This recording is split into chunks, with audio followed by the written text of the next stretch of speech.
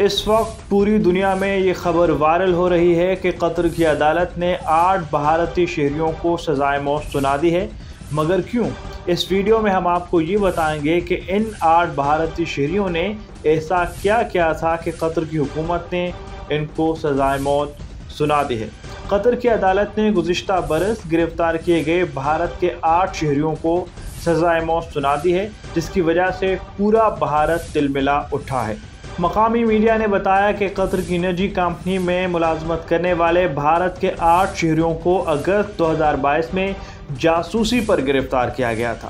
بھارتی حکومت اور قطری حکام نے مذکورہ افراد پر عائد الزامات کے حوالے سے کچھ نہیں بتایا، تاہم تمام افراد کا تعلق بھارتی بحریہ سے ہے۔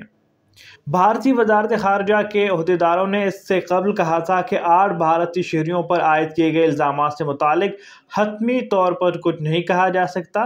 قطر میں بھارت کے 8 لاکھ سے زائد شہری مقیم ہیں اور کام کر رہے ہیں۔ سرکاری خبر ایجنسی APP نے رپورٹ میں بتایا کہ قطر میں بھارتی نیوی کے 8 سابق افسران کو آبدوز پروگرام میں جاسوسی کا الزام ثابت ہونے پر سزائے موت سنا دی گئی ہے۔ بھارتی میڈیا کے مطابق سزا پانے والے ریٹائرڈ بھارتی نیوی افسران قطر میں Al Dahra Global Technologies and Consultancy Services میں ملازمت کر رہے تھے۔ یہ ایک پرائیویٹ کمپنی ہے جو قطر کی دفاعی اور سیکیورٹی ایجنسیز کو تربیت اور دیگر مختلف سروسز فراہم کرتی ہے۔ رواں برس مئی میں الجزیرہ نے رپورٹ میں بھارتی میڈیا کا حوالہ دیتے ہوئے کہا تھا کہ نئی دہلی میں 8 قیدیوں تک قونصلر رسائی حاصل ہے اور ان کی رہائی کی کوششیں کی گئی تھی، لیکن دوحہ کی جانب سے بتایا گیا تھا کہ ثبوت میں واضح ہوتا ہے کہ سابق افسران نے اسرائیل کو معلومات فراہم کر دی ہیں۔